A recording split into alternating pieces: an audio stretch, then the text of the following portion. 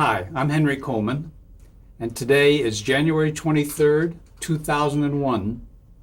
I'm conducting an interview with Ben Wolf for the Archive of American Television here in Los Angeles, California. Ben, thank you for permitting us to come here today to interview you. Let's talk about your early days, so to speak. What was your name at birth? Name was Ben, as far as I know. I wasn't there. Okay. Benjamin? No, Okay. just plain old Ben. Did you have any nicknames other than Ben? No, never. Uh-huh. When were you born? The 19th of August, 1921, And where were you born? Bayonne, New Jersey. Tell us your father's name. Abraham J. They And- used to call him a Jewish wolf. And what did he do? I had a candy store when I was, I guess, about 2, 3 years old, and developed into a ice cream parlor and a luncheonette when I was about 12. So it was always fun to go visit Dad because you got treats, I right? used to eat a lot of candy and wait on customers. What was your mother's name? Molly, And what did she do? Was she a homemaker? homemaker, but worked in the store quite a bit. Uh-huh. Do you have sisters, brothers? I had 2 other brothers. One brother passed away. I have a sister living in the East. I have a brother living up in Northern California. Tell us where you grew up. Grew up in New Jersey. In Bayonne? Did the Depression affect you and your family? My father had, beside the store, he sold insurance. Beside insurance, he used to repair soda fountains to keep things together during the Depression. So as far as the kids were concerned, there was always food. It wasn't like other families that there was no work. But were you aware that there was a depression? Yes, very much so. Did you have any kind of hobbies when you were growing up? Actually playing a lot of ball, actually, and seeing the kids today on their skateboards, we made our own. Did you have soapbox derby cars too? No. No, you didn't do that. No. What kind of a student were you? I'd say a B minus. Uh-huh. Did you get an interest in photography early on? When I was about 15, 16 years old. Did you have your own camera? Yes, I did get a camera. I guess it came with my father sold some film in the store, and it was a package deal. If you bought so much film, you got a camera as a package. And I wound up with the package with the camera instead of a customer purchasing it. And you had fun with that. Yeah, that's when I got interested in photography. Did you know then what you wanted to be when you grew up? I guess about a year after I started playing with the camera, I felt I would like to stay into photography. So you went to high school in Bayonne too, huh? Yes. And what did you do after high school? I worked for a photographer in Bayonne.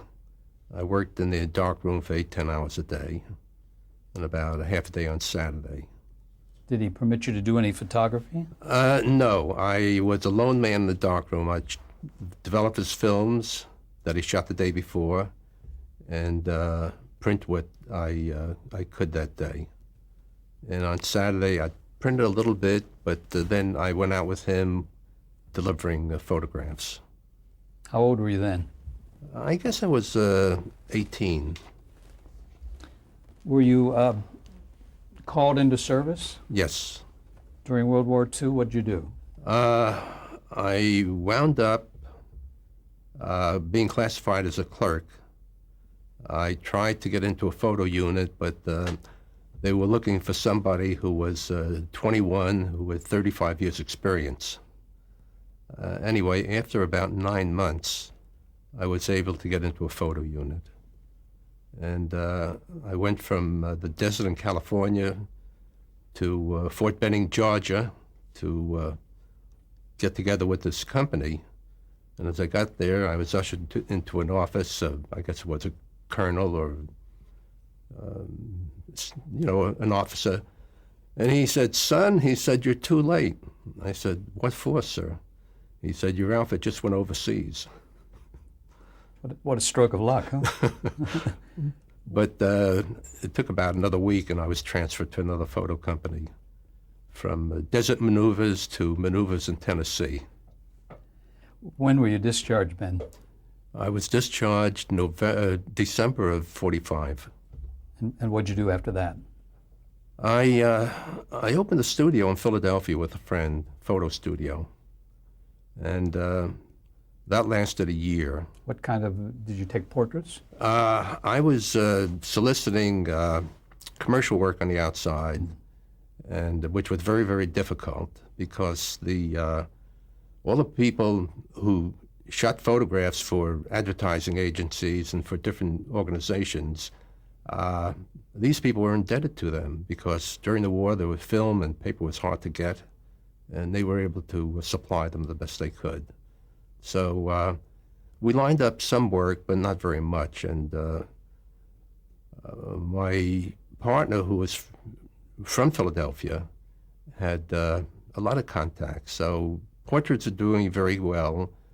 Commercial work was down in the dumps. So we argued about it, and I said, "Tommy," I said, "I'll take my equipment and we'll leave as partners." And that was it. And I left Philadelphia. And where did you go? We married during the war while I was still in the States, and we never had a honeymoon. So I said, "Honey, Nat and Mac are in California. Let's take a drive out there and just, see them, and we'll come back here and see what we could do." We went from, after visiting relatives in Jersey, went to Washington, stayed there for about 3 or 4 days. My wife's parents were in Florida at the time. It was April of '47. We drove to Florida and visited there for a time. My wife loved it there. From there, we went to Louisiana, to New Orleans, spent a little time. We had friends in New Mexico. Well, it took us 6 weeks to get to California. And I guess we were here maybe 10 days, and my wife said, I think this place is beautiful. And within 2 or 3 days after that, she had a job. What was she doing? She worked for the Youth Authority, if you're familiar with it. It's the arm of the police force that takes care of juveniles that are in trouble. Did you get a job right away, too? I worked with my brother, who was going to UCLA, and he had a dry cleaning route. So I worked with him for a while. Mm-hmm. Then I lined up with a couple of photographers and shot everything you could possibly think of, from what we call kidnapping, baby pictures, to going out on the weekend to some of the parks around where they had. California became a haven for people from all over the country. So they had a Michigan club, they had a Jersey club, they had a New York club, and they would all have picnics. And this man had a trailer that he converted into a darkroom. So we would go out and shoot a scene of people at a picnic and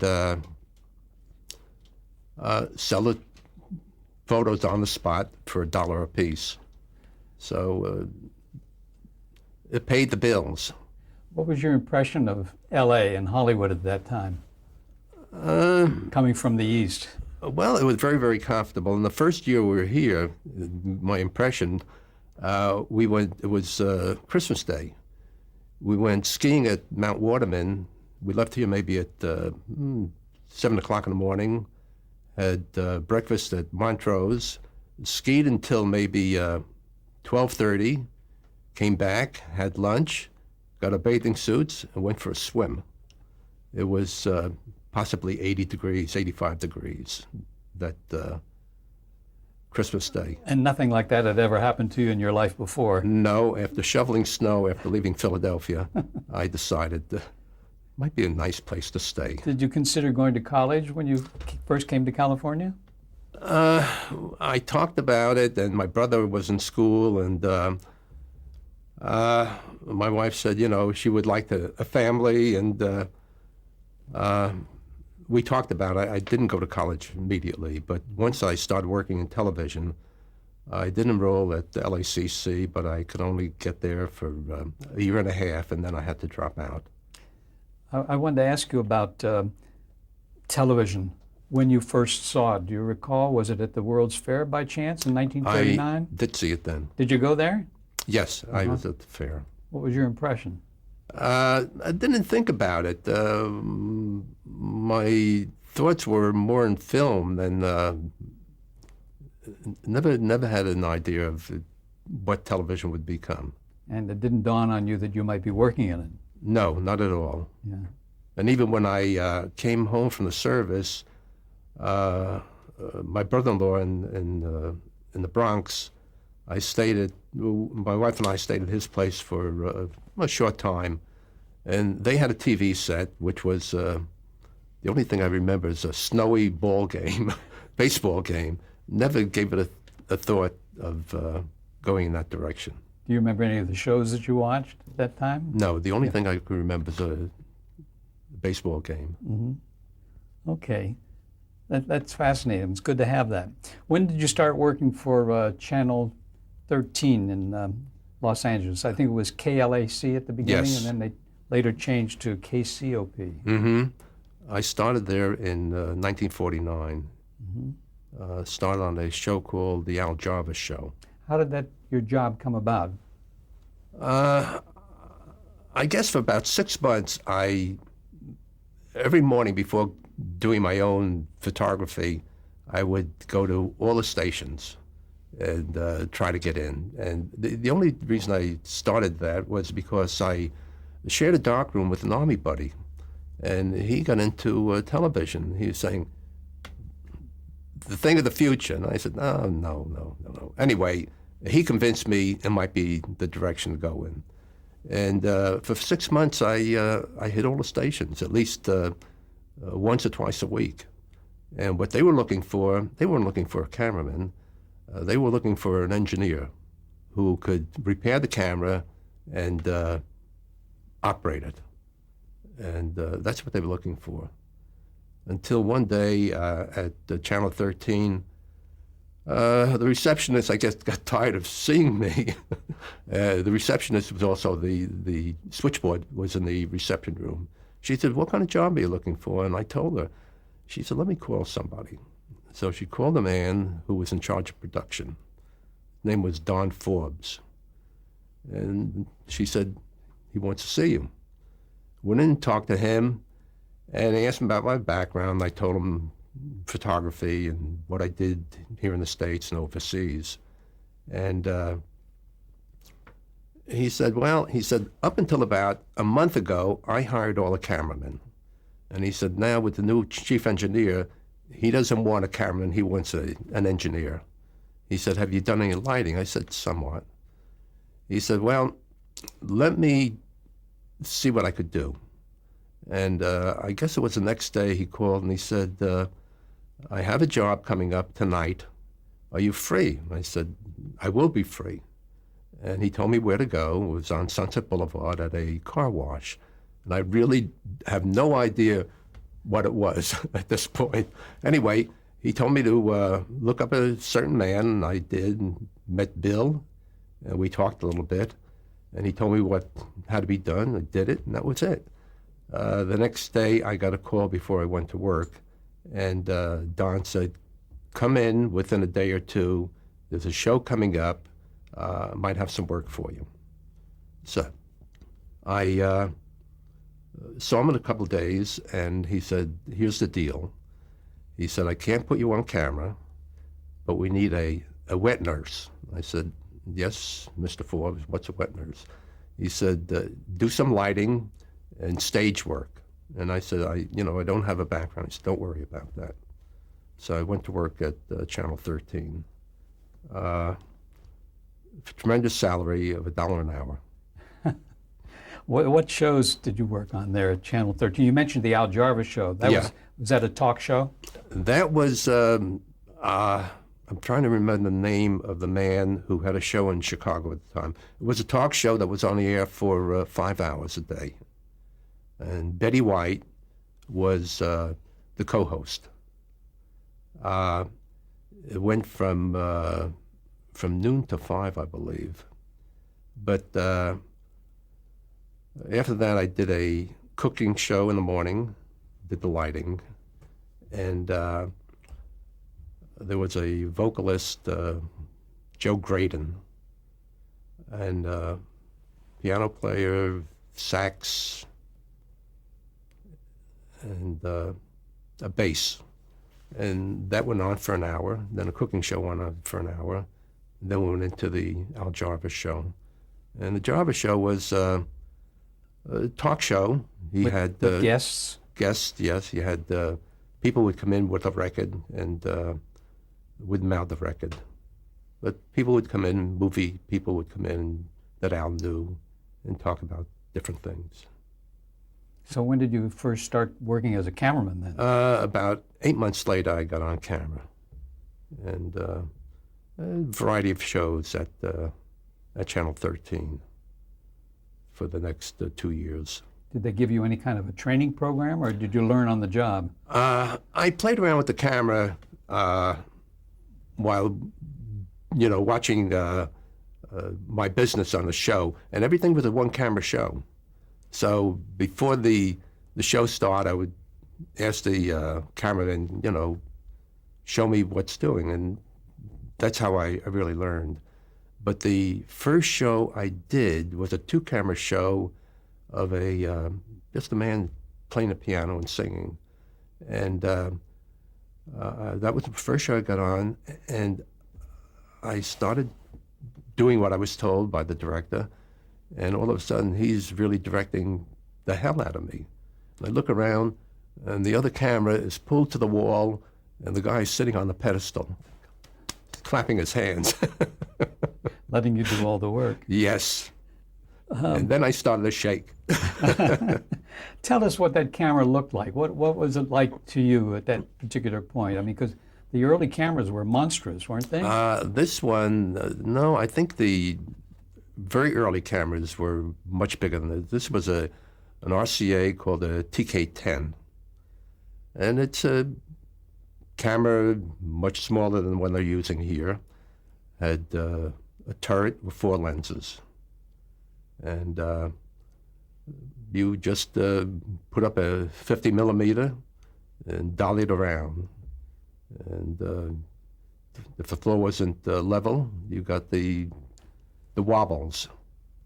Or if the other cameramen are smoking and dropped their butts on the floor and you rolled over that, you'd think you hit a mountain. What about the other cables, the other cameras? You had to be careful of those, didn't you? Yes, but... That's right, you said it was one camera. Yes, but you learn to kick the cable out of the way with your foot while looking at the viewfinder and listening to the director, if there was a director. Would he tell you what lens to use, or would you have to make that judgment yourself? You make your judgment yourself. If he wanted to close up, what lens did you turn it to? Generally 135. Mm-hmm. But to do a dolly, you would generally stay on a 50 and occasionally on a 90 millimeter. Which was not as smooth as a 50. So the picture would have a little wobble to it. Yes. With a 90 millimeter lens. Yes. Mm-hmm. And did you have many technical difficulties at that time? Were the cameras pretty good shape? They had a good maintenance department, so they did stay in good shape. Later on, when I did some of the dramatic shows where there was a lot of heat from the lights, there were difficulties even while on the air. And all of us, all the cameramen, would stick certain tubes in your pockets, and a lot of times you'd had a difficulty, and your video operator would say, open the left side and pull out the 6N6 and replace it with the one you have in your pocket. So you're burning your fingers taking the old one out, and licking your fingers to really grab it and take it out and put a new one in. So it was on-the-job maintenance, Yes. Right? Mm-hmm. That's fascinating. When did you leave KCOP? I left there in February of '52. And why? Do you remember? CBS was hiring at the time. They were looking for experienced cameramen. It got to the point that KCOP complained to CBS about stealing all their technicians. I went over with two other men at the time. But within that year of '52, I think about 10 people moved over. And Did you go there of your own volition and interview for a job? I knew the business agent for the union, and he told me that CBS would be hiring. So I called there and asked for an appointment and went over there. What union was that? NABIT? No, it's IBEW. And who interviewed you there at CBS, do you recall? Do you recall, did you have to do any kind of a selling job to them at CBS about your background and how much you knew about operating a TV Not at camera? all. No. Just told them how long I worked at Channel 13, and I had been on camera for almost 2 years, and that was it. And that's specifically what they wanted of you, too. They wanted an experienced cameraman. They were looking for people later on that they required that you go in for a, first-class license. And most of the people that worked at Channel 13 did not have a license, and they were hired because of experience. And what was the license? A license was so you could work the transmitter. And why they required that is something I don't know. But you never had to do that. No. Do you recall what Television City looked like at that point? It was very new, wasn't it? Television City was being built at the time. So we had a studio out at 1313 North Vine. And we were in a building with KHJ, which later became, I think Channel 28 took it over. But we had 4 studios there at 1313. And late, I think November of '52 was when first shows were done at TV City. But at 1313, what kind of shows were being done there? Well, I have to explain. Besides 1313, Earl Carroll's was also used, which is, I don't know what it's called today. Studio A at Columbia Square was where Benny came from, Burns and Allen's, and I guess Sinatra before that, and Ed Wynn. But that was before my time, Ed Wynn and Sinatra. At 1313, we did a cooking show, did the news, did Corliss Archer. Even Johnny Carson started there.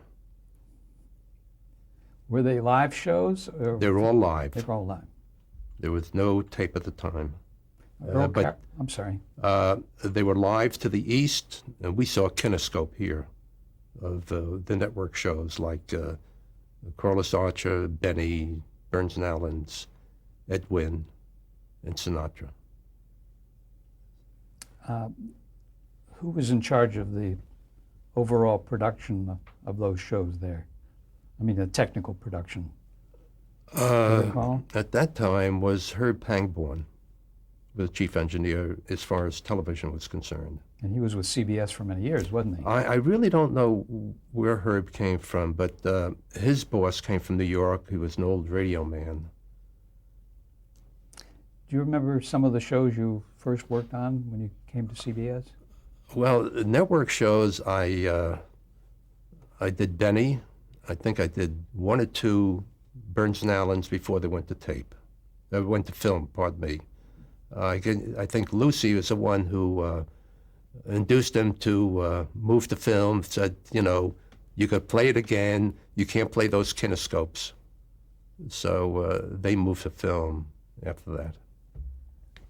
But Benny stayed live. That he had worked for so long in radio. Did you get any sense of his having a problem with television, making the transition?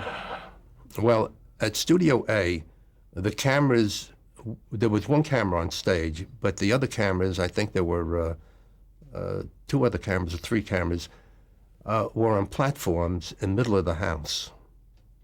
So the audience would not be blocked.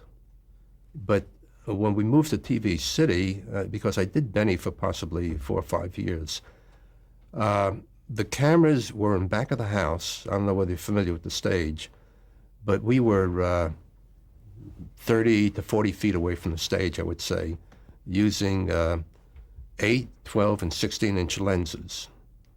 And occasionally, I would go on stage when Benny would do his vault. He would go down into the cellar. And the set was so rigged that the other cameras couldn't get all the shots. So I would go through the orchestra and get on stage to shoot the rest of the shots. Was that a handheld camera? No, that was a called a TK-11 at the time. It was the upgrade from the first black and white RCA. No, then at those days we didn't have any handheld. And what about dollies? Did you have? The regular pedestal, made by Fearless Camera at the time. And then did you use the Fearless dolly later on? Yes, we had the Fearless up until, God, I guess possibly maybe the 60s, when new dollies came out. Now, on the Jack Benny show, did you, even though you were working hard on the camera, did you tend to get involved with what was going on the stage? What are we referring to? Because well, like, I'm sure you were laughing at some of the jokes. Oh, yes, we laughed at the jokes. The thing, Benny had his 12 writers, or whatever the number was, and we were intruding on their life, just like getting the cameras to the back of the house, get them out of the way. I want the audience to see what's going on stage. So never got to know Benny. You say good morning, he said good morning, but that was he wasn't like George Burns. Burns was a people person, and if there were 4 people around, he would tell jokes. Benny was involved with his writers, and it was very interesting, their discussion. They're talking about building a joke, and you've most likely heard over the years where Burns says, whatever word it was, that isn't funny, but this is. And listening to them build a joke was very, very interesting. It isn't like sitcoms today where someone walks in the door and everyone's laughing. They milked everything until that one point where they could get to the audience. We're going to pause just for a minute here to change tapes. Okay.